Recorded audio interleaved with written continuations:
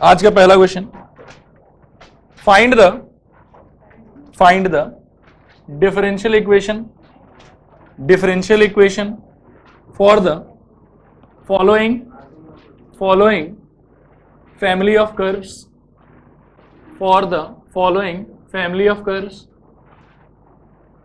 लिखो इसमें number 1, circles passing through origin and center on x-axis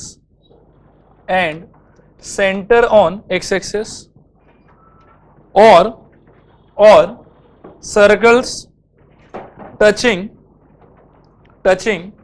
x-axis, ये x नहीं, इसको रुको, और सर्कल्स टचिंग, इसको x नहीं काटो, y कर दो इसको, उसके बाद में फुल स्टॉप, फिर लिखना है circles touching x axis at the origin. अच्छा रुको, मैं पूरा रिपीट कर देता हूं, सुनो, circles passing through origin and centre on x axis, और दूसरा लैंग्वेज है इसका, circles touching y axis at the origin and centre on x axis. पढ़ो तो, दोनों लैंग्वेज को पढ़ो तो, नहीं रिपीट नहीं करेंगे अब सुनो।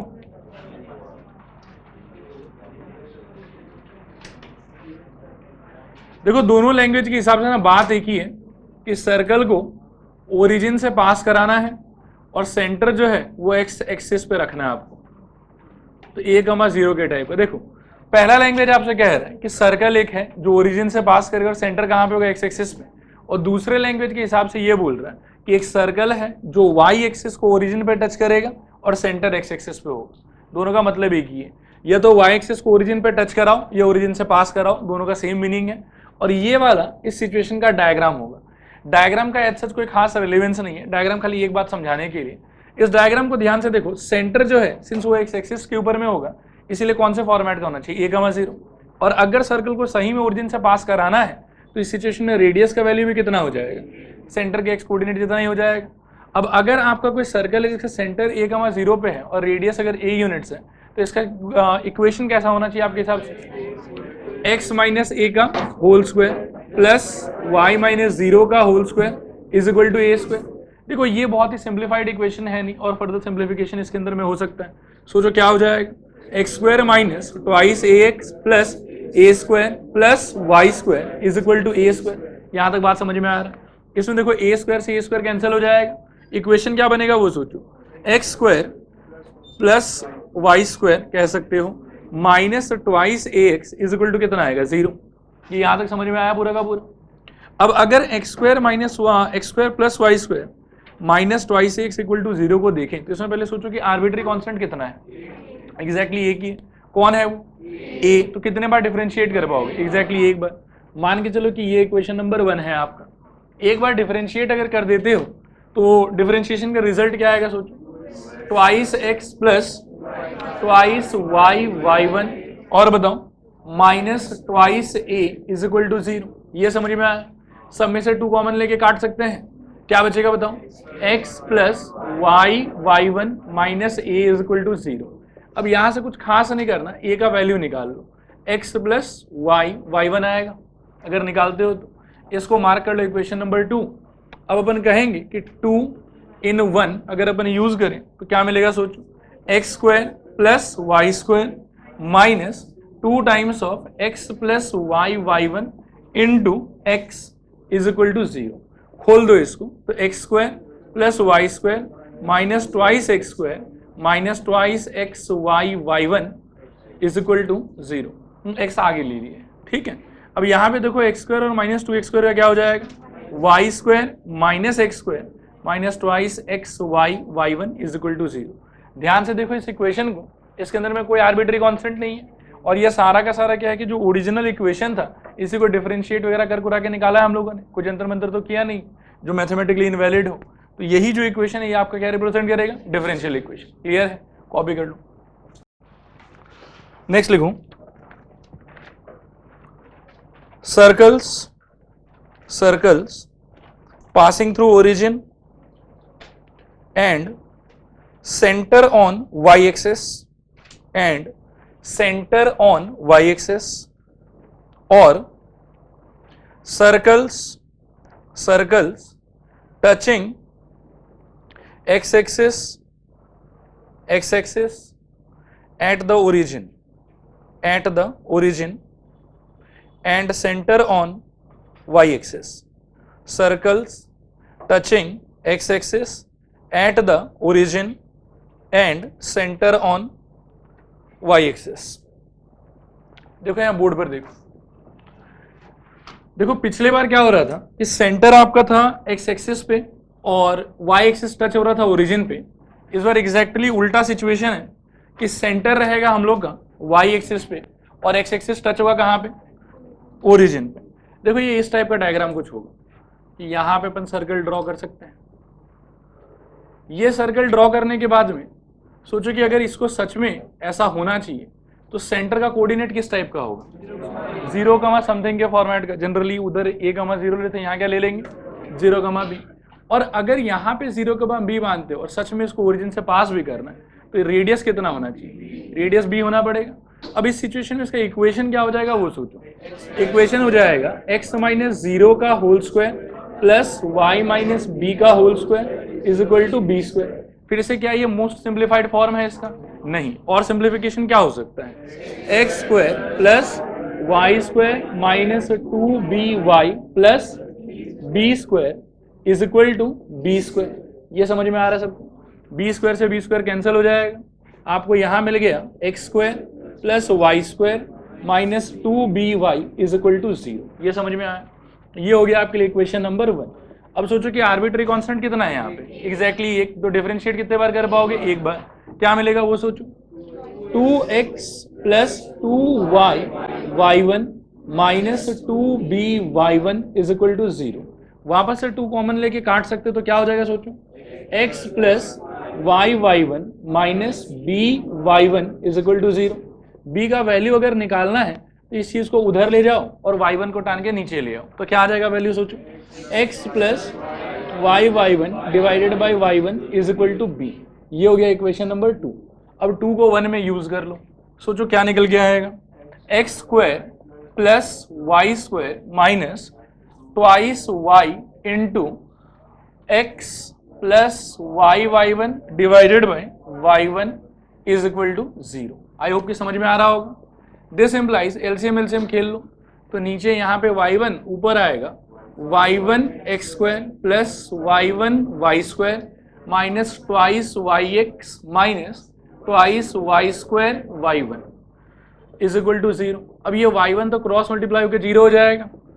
दिस इम्प्लाइज, ध्यान से सोचना, ये टर्म और ये टर्म में सिंप्लीफिकेशन होगा शायद, तो क्या मिलेगा सोचो, y1 x square minus twice yx minus y square y1।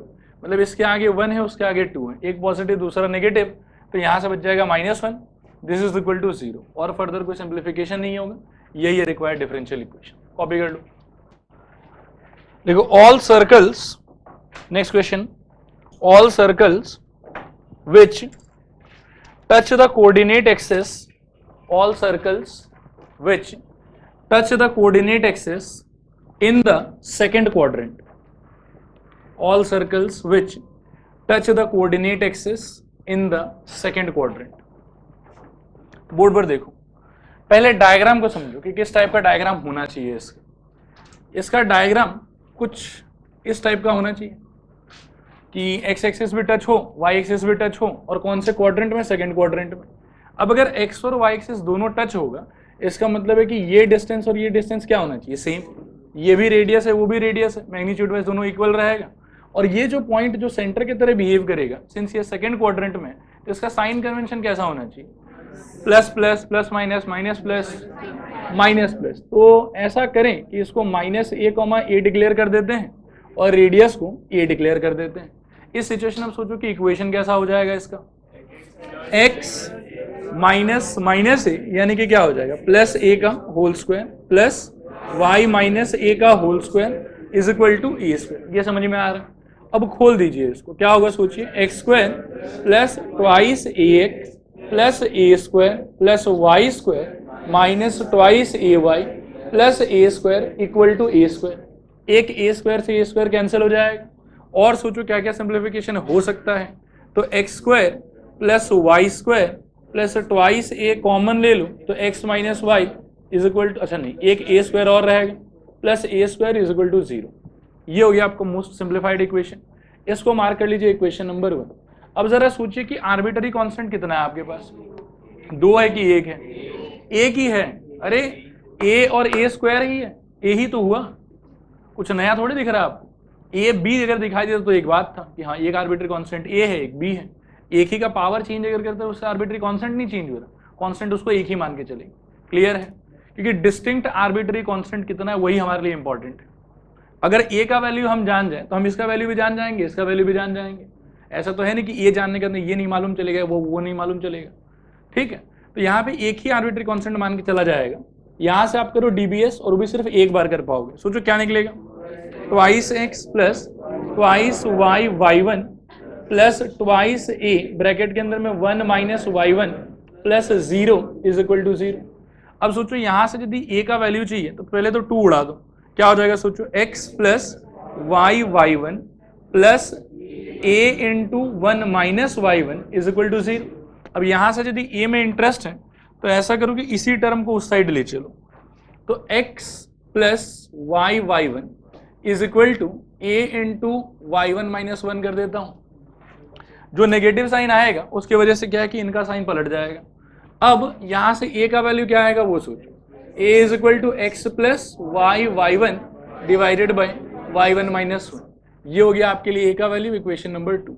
अब अपन करेंगे कि 2 in 1, इमेजिन करो क्या आना चाहिए, एक्स स्क्वायर, ये वाला इक्वेशन 1 है अपना, तो यहाँ से मिलेगा आपको x square plus y square plus 2 times of x plus y y one divided by y one minus one into x minus y plus x plus y y one by y one minus one का whole square is equal to 0। इस answer को यहाँ छोड़ नहीं सकते हो, काफी grand level of simplification होता है इसमें। क्या सिंप्लीफिकेशन है तो उसको ध्यान से बोर्ड पर देखो। आप सबसे पहले क्या कर सकते हैं यहाँ पे ये बताओ, एलसीएम ले सकते हैं शायद सबके लिए। तो एलसीएम ले लेने पे सोचो क्या होगा, दिस इंप्लाइज नीचे आएगा वाई वन माइनस वन का होल स्क्वायर, ऊपर सोचो एक एक करके, इसको x square plus y square एक साथ ही सोच लो, क्या हो जाएगा वाई वन माइनस वन का होल स्क्वायर। और सोचो क्या होगा, plus 2 times of x plus y y one into x minus y into Y one minus one. और सोचो क्या होगा, plus x plus y y one का whole square is equal to 0। Denominator cross multiply होकर 0 हो जाएगा। इस term को मत छेड़ना, इन दोनों में से कॉमन क्या ले सकते हो वो सोचो, x plus y y one, तो x square plus y square times of y one minus one का whole square plus x plus y y one, ये आप कॉमन ले लिए, अंदर बचा 2 times of x minus y into Y one minus one plus x plus y y one is equal to 0। Cross multiply होकर denominator भी 0 हो गया।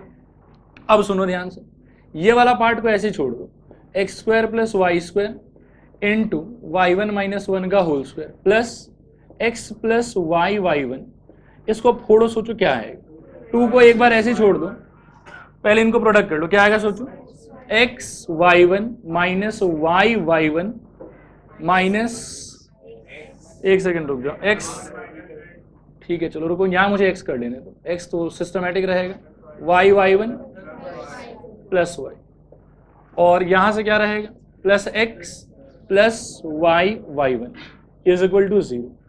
ध्यान से ना इसको देखो क्या होगा, ये सारे को 2 2 मिल जाएगा, और ये जो है ना ये इन दोनों से मैच हो रहा है, इससे मैच हो रहा है, इससे मैच हो रहा है। यहाँ पे रहेगा माइनस 2x और वहाँ पे है प्लस x, और यहाँ पे रहेगा माइनस 2 वाई वाई वन और वहाँ पे क्या है वाई वाई वन पॉजिटिव में। तो बस एक स्टेप और, this implies x square plus y square into Y one minus one का whole square plus x plus y y one, और ब्रैकेट के अंदर में बस जो बचा कुचा टर्म है उन सबको लिखो, 2 times of x Y one, ये सिंप्लीफाई नहीं होगा, प्लस एक बार लिख लेता हूं ट्वाइस वाई, क्योंकि वो भी सिंप्लीफाई नहीं हो रहा, और क्या बचा हुआ है minus x minus y y one, sorry y y one, this is equal to 0। यही है फाइनल आंसर, कॉपी कर लो। लिखो फटाफट, लिखो all parabolas having vertex at origin, having vertex at origin and axis along positive direction of x-axis and axis along positive direction of x-axis। सोचो कौन से parabola का बात चल रहा है, सी वाला, मतलब राइट हैंड साइड वाला ना। इक्वेशन कैसा होता था उसका, y square is equal to 4ax, please ध्यान से बोर्ड पर देख लो, y square equal to 4x। अच्छा यही सबसे सिंप्लीफाइड फॉर्म है इसका, और कोई सिंप्लीफिकेशन तो हो नहीं सकता। आर्बिटरी कांस्टेंट कितना है यहाँ पे, एग्जैक्टली एक, क्या है वो a। चलो ठीक है, इक्वेशन नंबर 1 यहां से कर लो dbs, सोचो क्या होगा 2y y1 is equal to कहो 4a, बस एक टू कट जाएगा, so this implies y y1 y2 is equal to a, equation number 2। अब 2 in 1, सोचो क्या मिलेगा, y square is equal to 4 times of y y1 by 2 into x, एक 2 कट गया, this implies y square is equal to 2y y1 x। बस इसी को छोड़ सकते हो, कोई खास बात नहीं, ये आर्बिट्री कांस्टेंट नहीं है। रुक जाओ एक सेकेंड, 4 उंगली गैप छोड़ के एक क्वेश्चन और लिखो। All parabolas having vertex at origin and axis along negative direction of y axis and axis along negative direction of y axis। सोचो कौन सा पैराबोला का बात चल रहा है, x square is equal to -4ay, बहुत बढ़िया। सब लोग 2 मिनट के लिए बोर्ड पर देखो, एकदम सही पकड़े आप लोग, x square equal to -4ay। Arbitrary constant का नंबर बताओ, एक, डिफरेंशिएट कितने बार, एग्जैक्टली एक बार, क्या हो जाएगा dbs twice x is equal to -4ay1, सही कह रहे हैं।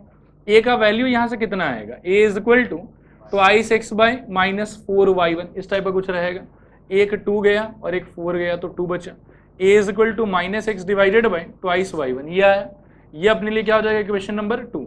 अब 2 in 1, इमेजिन करो क्या मिलेगा, x square is equal to -4, a के जगह पे -x by twice y1 into y।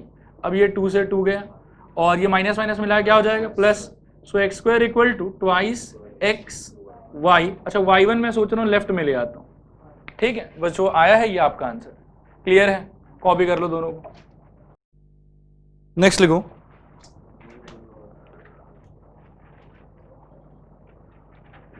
बोलो, देखो all circles with radius r, all circles with radius r, इसको स्टार मार्क कर लो, all circles with radius r। पहले बताओ इसका इक्वेशन क्या होना चाहिए, x माइनस ए का whole square plus y minus b का whole square is equal to r square. अच्छा इसमें आर्बिट्री कांस्टेंट कितना मान के चलोगे, 2 क्यों मान के चलोगे, ए भी आर्बिट्री कांस्टेंट है, बी भी आर्बिट्री कांस्टेंट है, लेकिन आर आर्बिट्री कांस्टेंट हमारे लिए नहीं होगा। सोचो क्या हो जाएगा यहाँ पे, हर्ष ध्यान दे बेटा, ध्यान दे, तो उसको बाद में कर लेना, 1 साल करके आया ही है, फिर 1 साल रिपीट करना पड़ रहा है, एक बार और रिपीट करना पड़ा तो सोच कैसा लगेगा, मत करिए सर, ध्यान दे क्लास में आप लोग। एक्स माइनस ए का whole square plus y minus b का whole square equal to r square, ये हो गया मान लो कि इक्वेशन नंबर 1। आर्बिट्री कांस्टेंट का नंबर क्लियर है कि 2 ही 2 है, तो डिफरेंशिएट कितने बार करना है अपने को, एग्जैक्टली 2 बार। सोचो क्या होगा, डीबीएस करने पे आपको मिल जाएगा 2 times of x minus a plus 2 times of y minus b, इसमें चेन रूल कंटिन्यू होकर 1 ही देगा, लेकिन इसमें क्या देगा y1 इज इक्वल टू क्या आ जाएगा 0। अच्छा क्या ये सिंप्लीफाइड फॉर्म है, एक 2 कॉमन लेके उड़ा सकते हैं शायद, क्या हो जाएगा सोचो, x minus a plus y minus b into Y one is equal to 0। ये मान लो कि इक्वेशन नंबर 2 हो गया आपका। अब एक बार और डिफरेंशिएट करना अलाउड है आपको, कर लो। क्या होगा सोचो, 1, क्योंकि x का ही आएगा खाली, ए का तो 0 हो जाएगा। यहां से क्या होगा सोचो, plus y minus b times of y2, ठीक है, चेन रूल, प्रोडक्ट है, मतलब चेन नहीं, सॉरी, प्रोडक्ट रूल, इनटू में है, तो इसका y2 हो गया, प्लस y1 ऐसे ही छूटा, इसका जब डिफरेंशिएशन होगा तो y का y1 और b का कितना हो जाएगा, 0, तो यहाँ पे y1 ही आएगा, is equal to 0। This implies 1 plus y minus b times of y2 plus y1 square is equal to 0 आ जाएगा। ये हो गया इक्वेशन नंबर 3। अब इसको देखो आराम से 2 मिनट और देख के सोचो कि क्या करें जिससे हम लोग को मिल जाए हम लोग का डिफरेंशियल इक्वेशन। ठीक है, डिफरेंशिएशन करना तो खत्म ना। अब इमेजिन करो कि क्या करें, b का वैल्यू, हाँ b का वैल्यू निकालने का ख्याल मन में आता है, लेकिन मैं बताता हूँ बहुत गंदा ख्याल है वो, क्योंकि b का वैल्यू इतना बदसूरत आएगा कि मन ही नहीं करेगा क्वेश्चन को करें, मन करेगा चलो 4 मार्क दान में दे दो, छोड़ो, ये नहीं करेंगे। हाँ, b के जगह बेहतर क्या रहेगा, आप जरा फोकस करें y माइनस बी पे। तो equation 3 implies I can say y minus b times of y2 is equal to negative of 1 plus y1 square. This implies y2 is equal y2 नहीं, sorry, y minus b is equal to negative of 1 plus y1 का square divided by y2। देखो ये सही कह रहे हैं कि गलत कह रहे हैं। ये क्या है कि बहुत ज्यादा कॉम्प्लिकेटेड भी नहीं आया और पूरा y माइनस बी का वैल्यू आ गया। ये वाला वैल्यू अगर मैं इक्वेशन 2 में यूज कर लूं तो y माइनस बी की जगह सोचो कंप्लीटली विदाउट आर्बिट्री कॉन्स्टेंट को एक एक्सप्रेशन जनरेट हो जाएगा। अगर वो वाला मैं यहाँ लगा देता हूँ तो सिर्फ यहाँ पे x माइनस ए रहेगा, ठीक है, और इस वाले हिस्से में कोई भी आर्बिट्री कांस्टेंट जिंदा नहीं बचेगा। फिर इसको उधर भेज के कह देंगे कि x माइनस ए का वैल्यू वो है, फिर x माइनस ए का वैल्यू y माइनस बी का वैल्यू इसमें रख देंगे, तो क्या है कि दोनों ही आर्बिट्री कांस्टेंट गायब हो जाएगा। अप्रोच समझ में आया आप लोग को। ये थोड़ा सा बाकी क्वेश्चंस के रिस्पेक्ट में हल्का सा ज्यादा मैनिपुलेशन है इसके अंदर में, और ट्रिकी है, क्योंकि दूसरा कोई भी चीज अगर आप ट्राई करोगे तो 2 बात हो सकता है, ये तो 3 पन्ना का हो जाएगा, ये आंसर आएगा ही नहीं। इसीलिए क्या कि इसको एकदम रट के रखना कि इसी तरह से करना है इसको। ये हो गया मान लो इक्वेशन नंबर 4। अब अपन कहेंगे कि 4 in 2, सोचो क्या मिलेगा, x minus a plus y minus b के जगह नेगेटिव ऑफ 1 प्लस y1 का whole square by y2 into y1 is equal to 0। This implies x minus a is equal to मिलेगा आपको y1 times of 1 plus y1 का whole square by y2। Suppose करो ये हो गया equation number 5। अब 4,5 in equation 1, imagine करो क्या निकल के आएगा, y1 into 1 plus y1 square by y2 का होल स्क्वायर। सही कह रहे हैं, आगे सोचो, प्लस माइनस ऑफ ये वाला ना 1 प्लस y1 का स्क्वायर बाई y2 का whole square is equal to r square. समझ में आ रहा है ना। दिस इंप्लाइज, सोचो इन दोनों में से कुछ पार्ट कॉमन आ सकता है क्या, 1 प्लस y1 स्क्वायर का होल स्क्वायर बाई y2 का होल स्क्वायर, ये कॉमन आ सकता है। देखो ये जो माइनस है भी ना, इसको ये स्क्वायर खा जाएगा, फर्क तो पड़ेगा नहीं, तो इसका स्क्वायर ये दोनों में कॉमन आया, y2 दोनों में एग्जैक्टली कॉमन था, वो भी बाहर आ गया। अब फर्स्ट वाले में से बचा क्या, y1 स्क्वायर और कुछ नहीं बचा, प्लस यहाँ से क्या बचा 1 और कुछ नहीं बचा, is equal to r square. सही कह रहे हैं यहाँ तक। अब बस इसको ना क्रॉस मल्टीप्लाई कर लो और ध्यान से घूरो, तो ये वाला चीज और ये वाला चीज सेम ही है, तो यहाँ पे पावर 2 और यहाँ पे पावर 1 है, तो मिला कितना हो जाएगा, 3 हो जाएगा। क्या होगा सोचो, 1 प्लस y1 स्क्वायर का whole cube is equal to, सोचिए, r square times of y2 square. ये है आंसर, कॉपी कर लो। अगला क्वेश्चन लिखो, find the differential equation of ellipse। Find the differential equation of ellipse। ठीक है, इसको भी स्टार मार्क कर लो, इसमें भी टेक्निक है कि कैसे डिफरेंशियल इक्वेशन निकलेगा। पहले इक्वेशन बताओ क्या होना चाहिए, x square by a square plus y square by b square is equal to 1, ये इक्वेशन है। नंबर ऑफ आर्बिट्री कांस्टेंट कितना है, 2 है। क्या क्या, a और b, तो डिफरेंशिएट कितने बार कर पाओगे? एग्जैक्टली 2 बार। टेक्निक पे गौर फरमाना, ये मान लो कि इक्वेशन नंबर 1 हो गया, डिफरेंशिएट करो एक बार, क्या आएगा ये बताओ?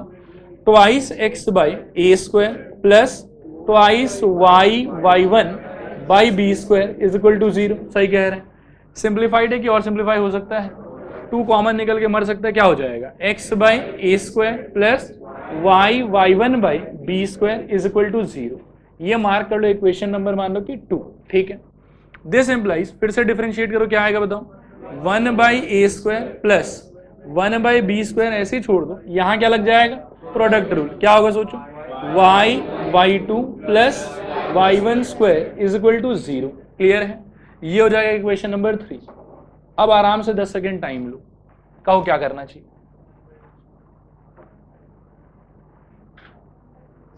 सॉल्व करें क्या?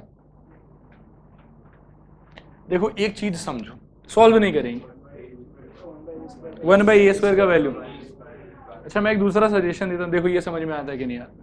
इक्वेशन 2 में ये जो भी लिखा हुआ है इसमें से किसी एक आदमी को उस साइड भेजिए, मान लो कि इसको भेज दें उस साइड, क्या होगा सोचो तो? X by a square is equal to minus of y y one by b square. सही कह रहे हैं। अब यहां से क्रॉस मल्टीप्लाई खेलो, तो ये हो जाएगा x by minus y y one is equal to a square by b square. ठीक है, सेम टू सेम नौटंकी इक्वेशन 3 के संग भी करो, इसको मार्क कर लो 4। इक्वेशन 3 में ये सेम नौटंकी करोगे तो ऐसा होगा 1 by a square is equal to minus of y y two plus y one square divided by b square minus 1 by y y two plus y one square is equal to a square by b square. कौन सा? ठीक है, यहां तक एकदम सही कर रहे हैं, टेंशन मत। ये हो गया इक्वेशन नंबर 5। ठीक है, 4-5 को ध्यान से देखो, हो गया एलिमिनेट। बस यही टेक्नोलॉजी अपने याद रखें इलिप्स के केस में। तो 4 और 5 आप लोग को दे देगा एक साथ, x by y y one एक नेगेटिव रहेगा is equal to minus of 1 by y y two plus y one square. अब कुछ कैंसिल होगा, एक माइनस कैंसिल हो जाएगा और क्रॉस मल्टीप्लाई करो, सोचो क्या आएगा? X times of y y two plus y one square is equal to y y one only. अब खोल भी दो इसको, ये क्या हो जाएगा? X y y two plus x Y one square is equal to y y one. कटने फटने वाला तो है नहीं कोई, बस यही आंसर। एक सेकेंड रुको, एलिप्स और हाइपरबोला इन दोनों में ये सेम टेक्नोलॉजी। अगर हाइपरबोला का क्वेश्चन आता है यहाँ पे तो कोई खास परिवर्तन नहीं होता, खाली यहाँ बीच में माइनस हो जाता, बाकी सिचुएशन सेम टू सेम रहता। तो उसका अप्रोच भी आप लोग ऐसा ही लगाना कि आराम से 2 बार डिफरेंशिएट कर लो, फिर 2 जो नया नया इक्वेशन मिलेगा आपको डिफरेंशिएशन के बाद में, दोनों से ट्राई करो, या तो a square by b square का वैल्यू निकाल लें या b square by a square का वैल्यू निकाल लें। करना कुछ नहीं है, ये जो 2 डिफरेंशिएटेड रिजल्ट आपके पास में आया है ना, इसमें क्या करो आप कि खाली आर्बिटरी कांस्टेंट के टर्म्स में कोई एक रेशियो निकालो, a square by b square, b square by a square, फर्क नहीं पड़ता। खाली क्या है कि जिस चीज को पहले से निकालोगे उसी चीज को दूसरे से भी निकालो और लास्ट में कंपेयर कर दो। मेन काम अपना क्या है? बस आर्बिट्री कांस्टेंट एलिमिनेट हो जाए। कंपैरिजन जैसे ही करेंगे एक नया सिचुएशन अराइज हो जाएगा जिसमें आर्बिट्री कांस्टेंट है ही नहीं। क्लियर है? तो याद रखना कि इलिप्स और हाइपरबोला दोनों में सेम टेक्नोलॉजी। ठीक है, कॉपी करो। if y is equal to board पर देख देख के लिखो, कैपिटल ए, ये कैपिटल ए नहीं, y is equal to e power x bracket a cos x plus b sin x, a cos x plus b sin x, where a and b are arbitrary constant, where a and b are arbitrary constant, then find its differential equation,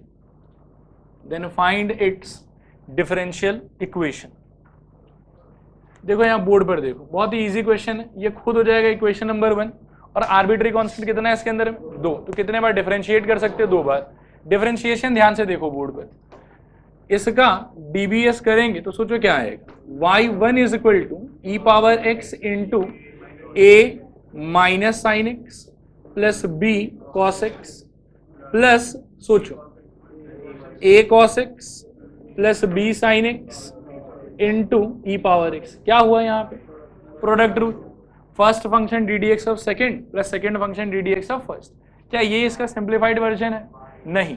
मैं सोच रहा हूं कि इसके जगह पे क्या लगा सकते हैं, y लगा सकते हैं। सोचो क्या हो जाएगा, y1 is equal to e power x into minus a sine x plus b cos x plus y। ये समझ में आया सबको? यहाँ पे एक तो इक्वेशन 1 का यूज हो गया, बाकी दूसरा माइनस साइन को थोड़ा सा बाहर लिख दिया। अब ये हो गया आपका इक्वेशन नंबर 2। नेक्स्ट आप सोचो एक बार और डिफरेंशिएट कर सकते हो, कर लो इसको डिफरेंशिएट।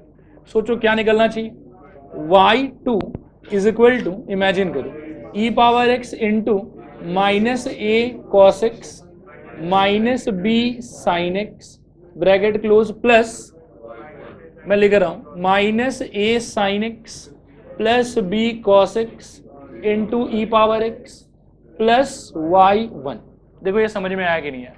सेकेंड टाइम जब डिफरेंशिएट कर रहे थे तो ये वाला चीज पे फिर से प्रोडक्ट रूल लग गया और y का बन गया y1। इस पे प्रोडक्ट रूल लगने का मतलब है first function d d x of second plus second function d d x of first. Clear है? अब ये एक और इक्वेशन आया। अब सोचो किसके साथ में क्या खेल खेल सकते हो,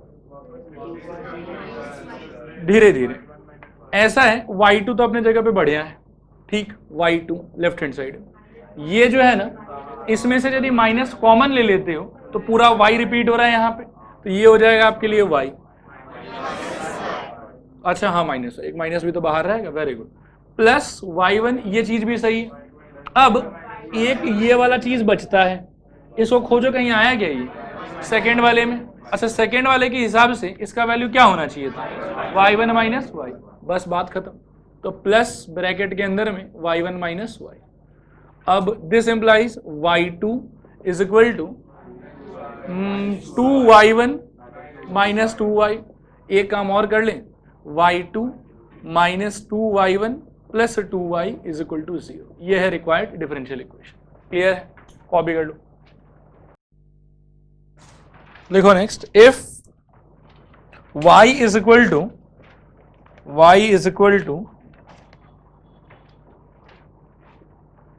c into x minus c whole square. If y is equal to c into x minus c whole square, where c is an arbitrary constant, then find the differential equation.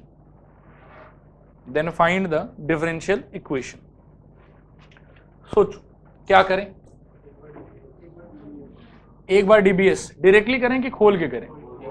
खोल के नहीं करेंगे, मैं दिखा देता हूं क्यों। सुनो, y is equal to c into, खोलोगे तो ये क्या हो जाएगा, x square minus 2cx plus c square, ऐसा कुछ होगा। ठीक, डिफरेंशिएट कर दो तो y1 is equal to c, multiplication में और कांस्टेंट तो कुछ नहीं होगा, इसको ये जिंदा रह जाएगा। अंदर का सोचो क्या होगा, ट्वाइस एक्स माइनस 2c।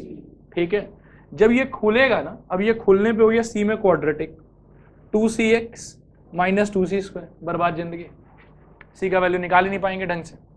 बात आया समझ? इसलिए खोल के डिफरेंशिएट करना बेवकूफ़ी, नहीं करेंगे।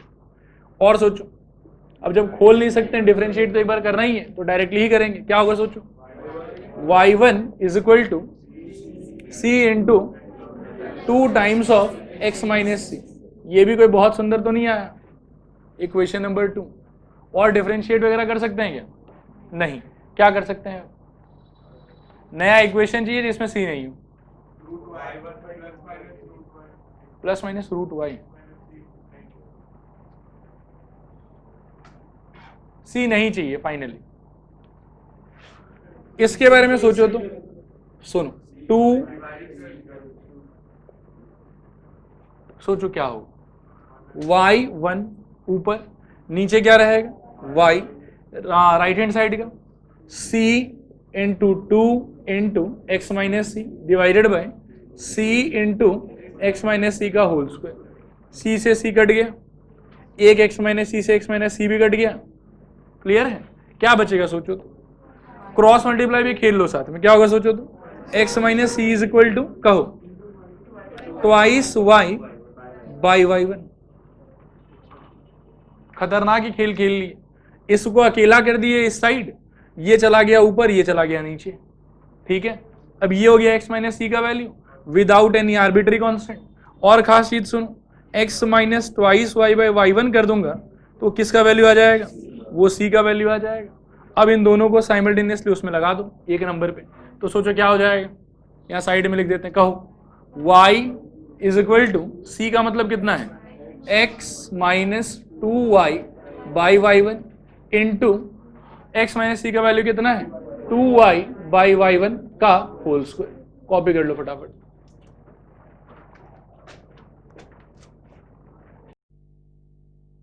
नेक्स्ट नए पेज पे अब हेडिंग लगाओ, फॉर्मेशन खत्म आप लोगों का, फॉर्मेशन में इतना ही क्वेश्चन। नेक्स्ट हेडिंग लगाओ solution of differential equation, solution of differential equation. और ये हेडिंग लगा के ना कुछ देर के लिए कॉपी बंद कर लो। सॉल्यूशन ऑफ डिफरेंशियल इक्वेशन, अब बोर्ड पर देखो अच्छे से, x plus Y is equal to 5, x plus 5 is equal to 8, sine x plus cos x equal to से 1। इसका सॉल्यूशन क्या होगा, 3 होना चाहिए। क्यों, क्योंकि 3 ही इसको सेटिस्फाई करेगा। आप x की जगह पे जब 3 रखोगे तो LHS इक्वल टू क्या हो जाएगा, RHS, इसीलिए 3 इसका सॉल्यूशन है। इसका सॉल्यूशन क्या होगा, बहुत सारा कह सकते हैं, 1, 4, 2, 3, 5, 0, 0, 5, फ्रैक्शन में भी कह सकते हैं, नेगेटिव में भी कह सकते हैं। इसका सॉल्यूशन क्या होगा, 0 एक आंसर है शायद।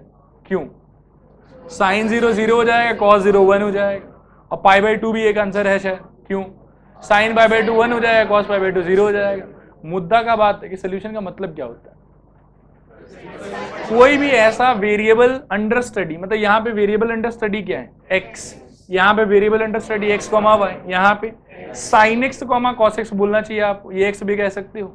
तो वेरिएबल अंडर स्टडी जो भी है आपका, उसका कोई भी ऐसा वैल्यू जो इस गिवन इक्वालिटी या गिवन मैथमेटिकल स्टेटमेंट को सेटिस्फाई कर रहा है, जिसके लिए LHS इक्वल टू RHS हो रहा होगा, उस चीज को अपन सोल्यूशन कह देंगे। और जो चीज इसको सेटिस्फाई नहीं कर पाएगा वो चीज का सोल्यूशन नहीं है। फॉर एग्जाम्पल अगर मैं पूछूं कि x इक्वल टू 2 इसका सोल्यूशन है कि नहीं, तो क्या कहोगे, नहीं है, क्योंकि सेटिस्फाई नहीं कर रहा उसको। बात आया समझ। अब जरा एक चीज सोचो, कहीं पे अगर लिखा हुआ है कि dy dx is equal to twice x, ठीक है, इमेजिन करो इसको कौन सेटिस्फाई करेगा, हाँ करेगा कि नहीं करेगा, y is equal to x square. सोचो इसको कौन सेटिस्फाई करेगा, dy dx is equal to e power x, e power x, how intelligent. dy dx equal to, अगर मैं पूछूं कि sec स्क्वायर x को कौन सेटिस्फाई करेगा, y is equal to 10x। अब इससे क्या देख रहे हैं हम लोग, हम देख रहे हैं कि यार डिफरेंशियल इक्वेशन यदि होता है ना, तो इसके सोल्यूशन के नाम पे कोई वैल्यू नहीं मिलता। जैसे यहाँ तो क्या जबरदस्त वैल्यू मिल रहा था, यहाँ 2 मिल रहा था, यहाँ तो बहुत सारा मिला, यहाँ पे 2 मिला, 0 और पाई बाई 2। लेकिन डिफरेंशियल इक्वेशन के केस में कभी भी वैल्यू डायरेक्टली नहीं मिलेगा। यहाँ हमको मिलेगा सोल्यूशन के नाम पे y is equal to x square, यहाँ हमको मिलेगा सोल्यूशन के नाम पे y is equal to 10x, यहाँ हमको मिलेगा सोल्यूशन के नाम पे y is equal to e power x। तो इन 3 सिनेरियो से और इनफाइनाइट सिनेरियो लेना पॉसिबल है। अपन ये कंक्लूजन ले सकते हैं कि डिफरेंशियल इक्वेशन का जो सोल्यूशन है ना, वो अपने आप में कभी कोई वैल्यू वगैरह नहीं होगा, वो अपने आप में हमेशा क्या होगा, एक फंक्शन होगा। क्या ये बात समझ में आया आप लोगों को कि solution of a differential equation is nothing but a function. Clear है ये चीज। सबसे पहला चीज तो ये समझना है आपको कि solution of a differential equation होता क्या है, तो वो एक फंक्शन होता है जो इस गिवन सिचुएशन को क्या करेगा, सेटिस्फाई। दूसरा बात कि ये निकलता कैसे, ये निकलता है इंटीग्रेशन के हेल्प से। किसके हेल्प से, इंटीग्रेशन के हेल्प से। कैसे इंटीग्रेशन कहाँ लगाओगे कि सोल्यूशन निकले, वो मैं आप लोगों को थोड़ी देर में सिखाऊंगा। फिलहाल तो सबसे पहले ये बताओ कि solution of a differential equation का मीनिंग क्लियर है कि नहीं क्लियर है, थोड़ा क्लियर है कि पूरा क्लियर है, वेरी गुड। अब एक चीज याद करो, फॉर्मेशन का टाइम याद करो। फॉर्मेशन के टाइम पे जो रूल रेगुलेशन हम लोग फॉलो करते थे, वो रूल रेगुलेशन हमसे क्या कहता था कि अगर आपके पास में n आर्बिट्री कांस्टेंट है तो एग्जैक्टली n बार डिफरेंशिएट करो, फिर n+1 इक्वेशन मिलेगा। सारे ऑब्टेन्ड इक्वेशंस के मदद से एक नया इक्वेशन बनाने का कोशिश कीजिए जिसके अंदर में एक भी आर्बिट्री कांस्टेंट नहीं हो। अब इसके चक्कर में होता क्या था कि अगर हमारे पास में शुरू में कोई एक फंक्शन है जिसमें एग्जैक्टली n आर्बिट्री कांस्टेंट है, तो जो उसका फाइनल डिफरेंशियल इक्वेशन निकलता था वो कितने ऑर्डर का होता था? nth ऑर्डर का, जितना आर्बिट्री कांस्टेंट। अगर एक आर्बिट्री कांस्टेंट का डिफरेंशियल इक्वेशन बनाए तो फर्स्ट ऑर्डर, 2 का बनाए तो सेकेंड ऑर्डर, 3 का बनाए तो थर्ड ऑर्डर। बात आया समझ में? तो इसी रूल को अपन कहीं ना कहीं सोल्यूशन के टाइम पे भी हल्का फुल्का यूज करें। हल्का फुल्का यूज करने का मतलब ये हुआ कि अगर मैं फर्स्ट ऑर्डर का डिफरेंशियल इक्वेशन सॉल्व कर रहा हूं तो मेरे आंसर में एक आर्बिट्री कांस्टेंट होना चाहिए। अगर मैं सेकेंड ऑर्डर का डिफरेंशियल इक्वेशन सॉल्व कर रहा हूं तो मेरे आंसर में 2 आर्बिट्री कांस्टेंट होना चाहिए। थर्ड ऑर्डर कर रहा हूं तो मेरे आंसर में कितना आर्बिट्री कांस्टेंट होना चाहिए? 3 होना चाहिए। क्या ये बात समझ में आया आप लोग को? थोड़ा है कि पूरा है? इसके बाद में दिमाग में एक बात और सेट कर लो कि आपके सिलेबस में सिर्फ और सिर्फ फर्स्ट ऑर्डर फर्स्ट डिग्री का ही डिफरेंशियल इक्वेशन है। कभी भी कोई भी क्वेश्चन आपके क्वेश्चन पेपर में ऐसा नहीं आ सकता जिसमें सेकेंड ऑर्डर का डिफरेंशियल इक्वेशन दिया हुआ है और आपको बोला हो कि पता करो इसका सोल्यूशन क्या होगा। इट इज इम्पॉसिबल, नहीं है आपके सिलेबस में। ये बात दिमाग में एकदम सेट करो कि आपको सिर्फ और सिर्फ क्या मिलेगा? फर्स्ट ऑर्डर फर्स्ट डिग्री का differential equation for the purpose of solving. क्या यहां तक हर चीज क्लियर हुआ? फिर से बताओ, सोल्यूशन ऑफ डिफरेंशियल इक्वेशन का मतलब फंक्शन। फिर से पूछते हैं, सोल्यूशन ऑफ डिफरेंशियल इक्वेशन का मतलब फंक्शन। निकलेगा कैसे? इंटीग्रेशन से। हमारे सिलेबस में कौन सा डिफरेंशियल इक्वेशन है? First order first degree. मतलब हमारे सारे आंसर में एग्जैक्टली एक आर्बिट्री कांस्टेंट होना चाहिए। क्लियर है? अब सुनो, सोल्यूशन का 2 टाइप का नाम। 2 टाइप का सोल्यूशन होता है। एक सोल्यूशन होता है जनरल सोल्यूशन और एक होता है पर्टिकुलर सोल्यूशन। इन दोनों में क्या अंतर है उसको समझने का ट्राई करो। शुरू में क्या होगा कि जब आपको एक डिफरेंशियल इक्वेशन दिया जाएगा तो हम जानते हैं कि since we are solving first order first degree differential equation, तो हमारे आंसर में एग्जैक्टली एक आर्बिट्री कांस्टेंट होना चाहिए। उस आर्बिट्री कांस्टेंट को आप अगर वैसे ही छोड़ देते हो तो वो क्या है कि जो आंसर रिप्रेजेंट करेगा वो एक प्रकार से जनरल आंसर है।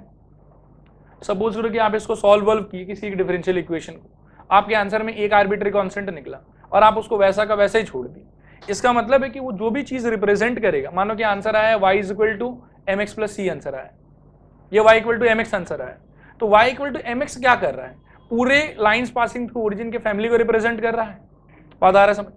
तो इसको अपन कहेंगे जनरल सोल्यूशन कि ठीक है ये जो है ये सारे सोल्यूशन को एक साथ इकट्ठा रिप्रेजेंट कर रहा है। कभी कभी लेकिन वो क्या करेगा आपको कि डिफरेंशियल इक्वेशन तो जो देगा ही, साथ में और कोई इनिशियल कंडीशन एक बता देगा कि y का वैल्यू 1 होने पे x का वैल्यू 0 होता है, ये x का वैल्यू 0 होने पे y का वैल्यू 2 होता है। ऐसा कोई उल्टा पुल्टा बात किया हुआ रहेगा। उस सिचुएशन में अगला आपसे कह रहा है कि देखो ऐसा करो कि पहले डिफरेंशियल इक्वेशन सॉल्व करो, सॉल्व करके तुम पहले जनरल सोल्यूशन निकालो, और जब तुम्हारे जनरल सोल्यूशन आ जाए तो ये जो कंडीशन हमने बताया है इस कंडीशन को यूज करके तुम आर्बिट्री कांस्टेंट का वैल्यू फाइंड करो। बात आया समझ? तो यदि वैसा कोई क्वेश्चन आया जिसमें आर्बिट्री कांस्टेंट का आपको वैल्यू फाइंड करना है, तो यदि आप आर्बिट्री कांस्टेंट का वैल्यू लिख लेते हो तब वो आर्बिट्री थोड़ी रह जाएगा, तब वो क्या बन जाएगा? फिक्स, क्योंकि आपने एग्जैक्ट वैल्यू लिखा है तो फिक्स कांस्टेंट बन गया वो। और वो अगर फिक्स कांस्टेंट बन गया तो अब आपका सोल्यूशन भी जनरल सोल्यूशन नहीं रहा, इसको हम क्या कहेंगे? Particular solution. आया समझ के नहीं आया समझ? थोड़ा आया पूरा आया? अब शुरू में जब फॉर्मेशन अपन पढ़ रहे तो सवाल सब कैसा आ रहा था? Find the differential equation of family of lines, family of circles and so. तो होता है कि एक फंक्शन होता है, पहले उसको बारंबार डिफरेंशिएट कर गुरा के क्या बनता है? Differential equation. और डिफरेंशियल इक्वेशन से वापस अगर पीछे आना है तो क्या लगाना पड़ेगा? इंटीग्रेशन। और जहां से आप शुरू किए थे, जिस फंक्शन की मदद से आपने डिफरेंशियल इक्वेशन तैयार किया था, एक्चुअली यही फंक्शन उस डिफरेंशियल इक्वेशन का सोल्यूशन भी है। तो इसको कई बार सोल्यूशन बोलते हैं, कई बार प्रिमिटिव फंक्शन बोलते हैं, और कई बार सोल्यूशन कर्व भी बोलते हैं इसको। मतलब क्वेश्चन में ऐसा नहीं कि जरूरी नहीं है कि ऐसे आए कि सॉल्व द डिफरेंशियल इक्वेशन, ऐसे भी आ सकता है क्वेश्चन कि find the solution curve of the differential equation this, ये find the solution of a family of curves of the differential equation this. मतलब डिफरेंशियल इक्वेशन का जो सोल्यूशन है वो एक प्रकार से फंक्शन है। फंक्शन को कई बार फैमिली ऑफ कर्व भी बोला जाता है अगर आप उस फंक्शन के इक्वेशन को आर्बिट्रेरी रूप से छोड़ देते हैं। अगर आप कांस्टेंट का फिक्स वैल्यू यूज नहीं करते हैं तो वो क्या कि साइमल्टेनियसली बहुत सारे कर्व को एक साथ रिप्रेजेंट करता है, इसीलिए उसको सोल्यूशन कर्व या जनरल फैमिली ऑफ कर्व भी बोला जाता है। समझ में आया ये पूरा का पूरा चीज? कोई डाउट है यहाँ तक में कहीं पे भी? क्लियर है 100%? ठीक। इसके आगे एक दो बात और सुनो। क्वेश्चन मेरा 2 टाइप का आएगा। एक क्वेश्चन ऐसा आएगा आपकी कि डायरेक्टली बोलेगा कि सॉल्व करो, प्रिमिटिव फंक्शन फाइंड करो, सोल्यूशन कर्व बताओ, ऐसा कुछ भी। तो ऐसा अगर कोई क्वेश्चन आता है उस टाइम पे तो आपको इंटीग्रेशन ही यूज करना पड़ेगा और दूसरा ऑप्शन नहीं है आपके पास। लेकिन कभी कभी ना एक अलग लैंग्वेज का क्वेश्चन आता है, वो क्वेश्चन ऐसा आएगा आपके पास में कि prove that this function is solution of this differential equation. एक तो हो गया कि भैया जबरदस्ती डिफरेंशियल इक्वेशन सिर्फ दिया है, आप इसको सॉल्व करो, हमको सोल्यूशन कर बताओ।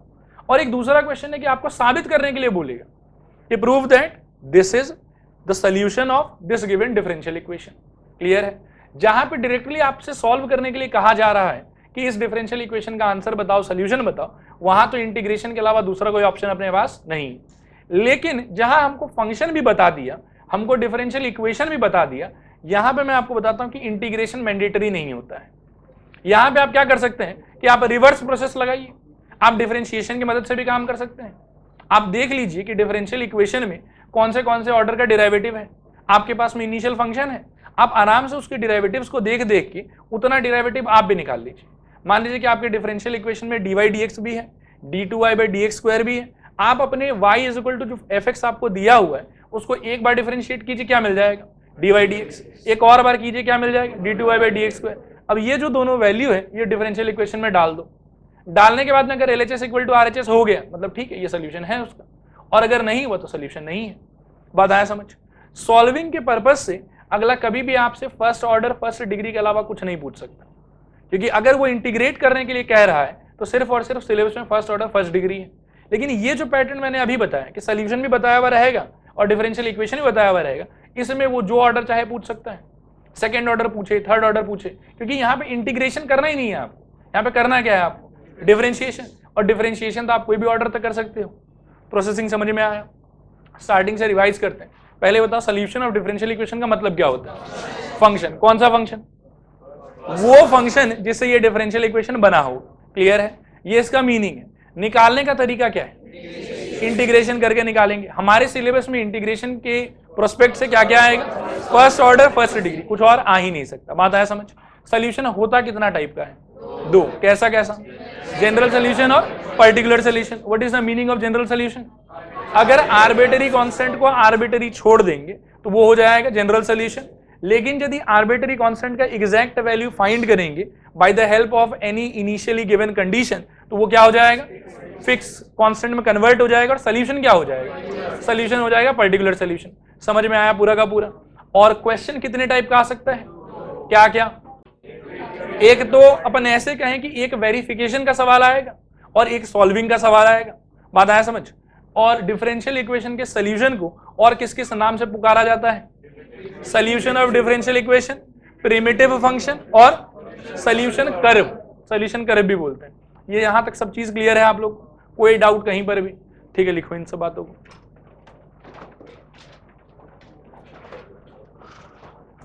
लिखो solution of a differential equation, solution of a differential equation will always be a function, will always be a function. It can be obtained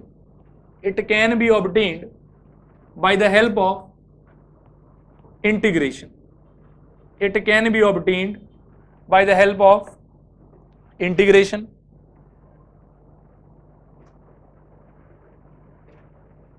In our syllabus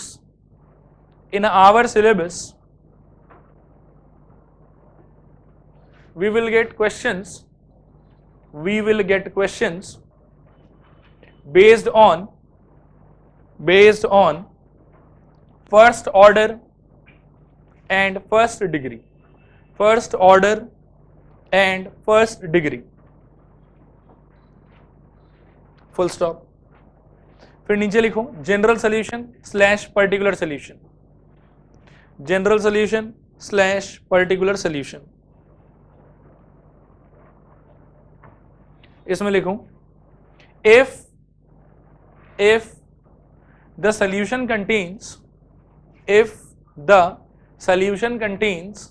arbitrary constant,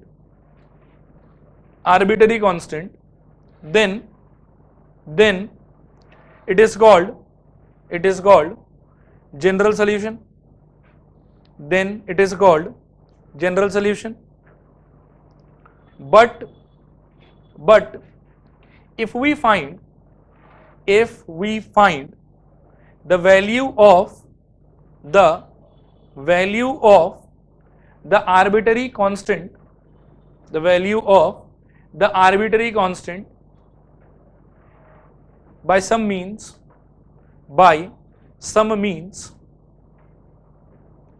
then the solution will be called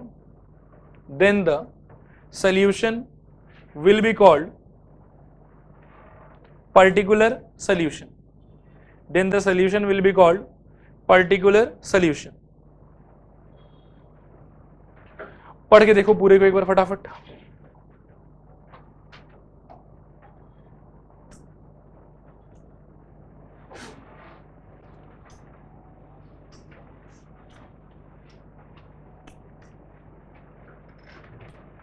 हुआ पढ़ना? वैसे एक ही point इसमें नहीं लिखा है कि question कितना टाइप का आएगा। क्वेश्चन कितने टाइप का आएगा? दो, एक वेरिफिकेशन पे बेस्ड और दूसरा मतलब डायरेक्टली सॉल्विंग पे बेस्ड। वेरिफिकेशन पे बेस्ड जो क्वेश्चंस होगा वो कोई भी ऑर्डर कोई भी डिग्री का हो सकता है, लेकिन जो सोल्यूशन पे बेस्ड होगा वो कितने ऑर्डर कितने डिग्री का होगा? First order first degree. Clear है? अच्छा, यहाँ तक का हर बात समझ में आया आप लोग को? एक आध बहुत ही बेसिक क्वेश्चन है, सोचना और सोच के आंसर करना। What will B number of arbitrary constants in a solution of a differential equation of third order? 3. What will be, ये 3 बोलना गलत है आप लोग, क्यों बताओ? मैंने कहा solution of a differential equation, मैंने ये तो नहीं बताया कि आरबी मतलब जनरल सोल्यूशन बोल रहा हूं कि पर्टिकुलर सोल्यूशन बोल रहा हूं। समझ में आ रहा है? जब सोल्यूशन पर्टिकुलर होगा उसमें आर्बिट्ररी कांस्टेंट एक भी नहीं होगा, जब सोल्यूशन जनरल होगा तभी उसमें आर्बिट्ररी कांस्टेंट होगा। तो 3 बोलना गलत था आप लोग। अब नेक्स्ट क्वेश्चन सुनो। What will be the number of arbitrary constants in a solution of या in general solution of a differential equation of third degree? Very good, ये भी गलत है। आर्बिट्ररी कांस्टेंट का रिश्ता किसके साथ था? मैंने तो डिग्री बोला 3, आपने खट से बोल दिया 3। तो ये सब चीज का थोड़ा सा क्या ख्याल रखना, एक मार्क ऐसा क्वेश्चन आ सकता है। लिखो पहला क्वेश्चन, कैनॉट बी डिटरमाइंड। जानते ही नहीं है, रिश्ता ही नहीं है उनके बीच में, तो कैसे बताएंगे? लिखो, what is the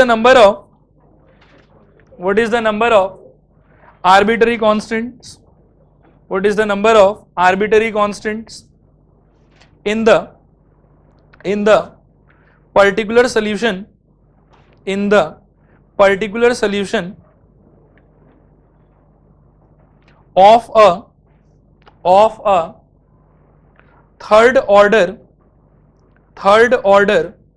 differential equation, of a third order differential equation? Answer लिखो 0 और वर्ड पर्टिकुलर को अंडरलाइन करो क्योंकि पर्टिकुलर सोल्यूशन है। नेक्स्ट लिखो, what is the number of arbitrary constants, what is the number of arbitrary constants in the general solution, in the general solution of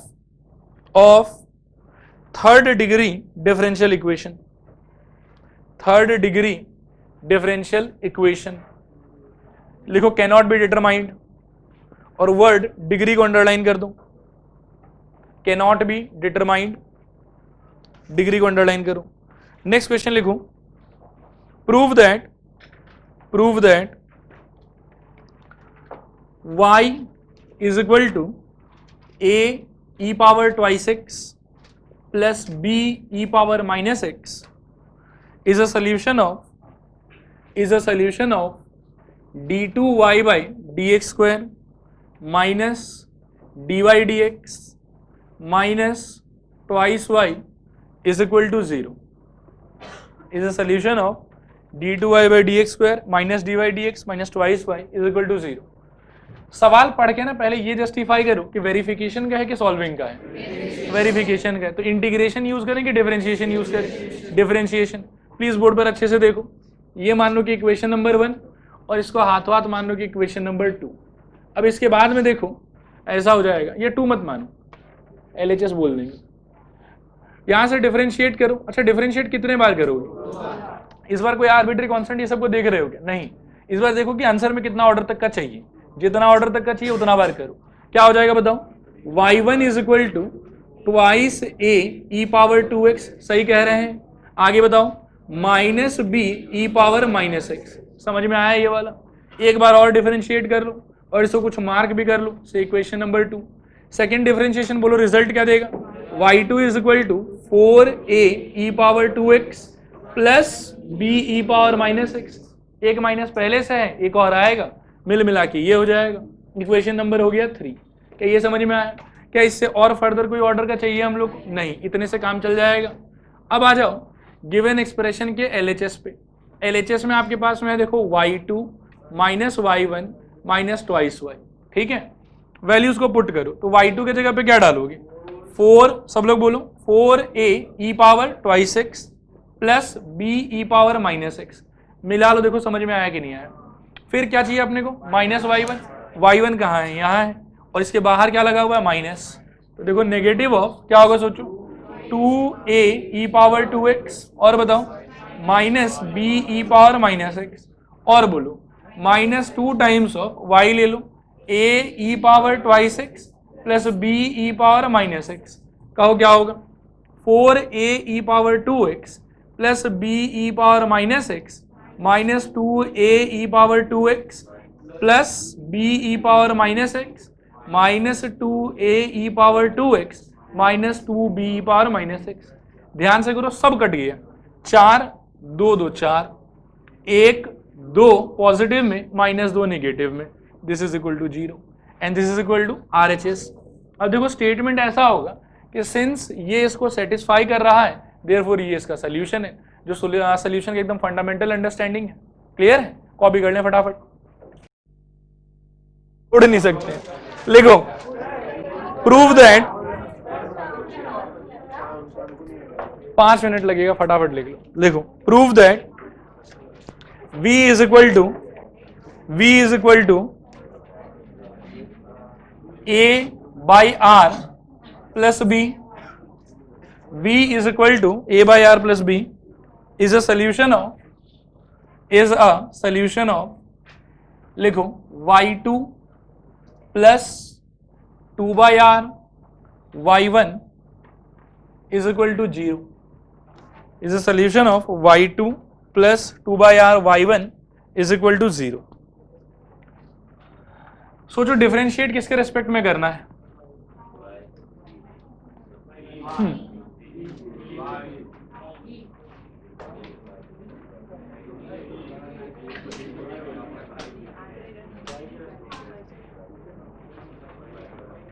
सुनो question में थोड़ा आसान कर देता हूं आप लोग के लिए, और d2v by d r square plus 2 by r dv dr is equal to 0। अब कहो, सुनो पहले ये बताओ वेरिफिकेशन का है कि सोल्यूशन का है, इसमें तो कोई डाउट नहीं है। अच्छा, डिफरेंशियल इक्वेशन को ध्यानपूर्वक घूमो, मतलब ऐसा है कि dy dx जब होता है ना तो y होता है डिपेंडेंट और x होता है इंडिपेंडेंट, और डिफरेंशिएशन हमेशा इंडिपेंडेंट के रेस्पेक्ट में ही करते हैं हम लोग। अब यहाँ पे अपने को नीचे क्या दिख रहा है, r, तो किसके रेस्पेक्ट में करना चाहिए, r के रेस्पेक्ट में। सोचो क्या हो जाएगा, ये खुद इक्वेशन नंबर 1, एक बार dbs क्या होगा, dv dr is equal to minus a by r square. सोच के देखो, b का 0, a बाहर, 1 बाई r का differentiation minus 1 by r square. Next सोचो एक बार और क्या होगा, d2v by d r square is equal to minus a चुपचाप बाहर, 1 by r square r power minus 2, तो क्या हो जाएगा minus 2 divided by r cube. ये समझ में आया आप लोग को, ये अल्टीमेटली क्या हो जाएगा twice a by r cube. अब इन दोनों के वैल्यू को आप आराम से एलएचएस में यूज करें। एलएचएस में क्या आएगा सोचो, twice a by r cube plus twice r into minus a by r square, this is equal to twice a by r cube minus twice a by r cube, वही आना भी चाहिए था, इक्वल टू 0। रुक जाओ एक second, copy मत करो, इतना जगह छोड़ दो। नेक्स्ट क्वेश्चन लिखो prove that y is equal to x sin x is a solution of is a solution of, board पर देख देख के लिखो, x Y one is equal to y plus x root over x square minus y square. ठीक है, board पर देखो, इस बार फंक्शन क्या दिया हुआ हम लोग, y is equal to x sine x. वापस से सोचो कि सॉल्विंग का क्वेश्चन है कि वेरिफिकेशन का क्वेश्चन है, वेरिफिकेशन का। और हाईएस्ट ऑर्डर डेरिवेटिव क्या चाहिए आप लोग, y1 ही चाहिए, तो कितने बार डिफरेंशिएट करोगे, सिर्फ एक बार। ये हो गया इक्वेशन नंबर 1, कर लो यहां से डीबीएस, सोचो क्या निकलेगा, y1 is equal to x cos x plus only sine x, या साइन एक्स इंटू 1 सोच सकते हो। अब ये तो बिल्कुल भी उससे मैच नहीं हो रहा, और साथ में यदि बाय मिस्टेक एलएचएस में डाल भी दिए तो भी क्या हो जाएगा, x times of x cos x plus sign x। इसको खोल दो, क्या आएगा, x square cos x plus x sine x. फिर भी जिंदगी में कुछ बहुत अच्छा तो हो नहीं रहा। अब देखो क्या हो रहा था, बाकी जो क्वेश्चंस आप लोगों ने देखा, क्वेश्चन नंबर 1 और क्वेश्चन नंबर 2, उन दोनों में आरएचएस में 0 था, तो सॉल्विंग का कोई स्कोप ही नहीं था आपके पास, क्या तो करते आप। लेकिन इसमें क्या है कि आरएचएस में 0 नहीं, एक्सप्रेशन है। तो यदि आपके एलएचएस को सॉल्व करके डायरेक्टली उससे मैचिंग नहीं हो रहा है, तो आप आरएचएस को भी थोड़ा सिंप्लीफाई करने का सोचो, ठीक है, और सिंप्लीफाई करके देखो कुछ होता है कि नहीं होता है। होना ही चाहिए वैसे, अगर सवाल करेक्ट है तो। आरएचएस देखो क्या आएगा, y की जगह पे क्या डाल सकते हो, x sine x plus x root over x square minus x sine x का होल स्क्वायर। ना this is equal to x sine x plus x को छोड़ दो, root over x square common ले लो, 1 minus sine square x. So this is equal to x sine x plus x, देखो बाहर आके क्या हो जाएगा, एक्स, ये क्या देगा कॉस स्क्वायर, रूट ओवर कितना दे देगा कॉस एक्स। अल्टीमेटली मिल गया आपको x sine x plus x square cos x, LHS equal to RHS, hence it is solution। Copy कर लो फटाफट। अरे ये बस 2 ही लाइन का, ज्यादा लंबा नहीं है। देखो prove that xy is equal to log y plus c, xy is equal to log y plus c is a solution of y1 is equal to y square by 1 minus xy, y1 is equal to y square by 1 minus xy। और given function था आप लोग का xy is equal to log y plus c। देखो कितने order का differentiation चाहिए आप लोग को, वेरिफिकेशन का सवाल है, इसमें तो कोई डाउट नहीं है, बस ध्यान से डिफरेंशिएशन देख लो इसका। कहो तो क्या आना चाहिए, x Y one plus Y is equal to 1 by Y into Y one, C का तो 0 हो जाएगा, कांस्टेंट है। अब किसका वैल्यू निकालोगे यहाँ से, वाई वन का। सोचो क्या होना चाहिए, x Y one minus y one by y is equal to minus y, या ऐसा करो गड़बड़ाएगा इससे, इसको उस साइड ले जाओ, तो y इज इक्वल टू क्या आएगा, y1 by y minus x Y one, कोई दिक्कत नहीं है। दोनों में से कॉमन क्या मार सकते हो, y1, क्या बच जाएगा 1 by y minus x, LCM ले लो, y1 क्या आएगा सोचो 1 minus x y by y, left में क्या पड़ा हुआ है y, क्रॉस मल्टीप्लाई कर दो, y square by 1 minus x y is equal to y1। इससे बेहतर और क्या हो सकता है, पूरा फंक्शन डायरेक्टली आ ही गया। बाकी में क्या कि हमको डाल के वेरीफाई करना पड़ता था, बट इसमें डायरेक्टली वही चीज मिल गया हम लोग को, तो इसीलिए ये हम लोग का आंसर हो जाएगा। कर लो कॉपी, आज के लिए इतना ही।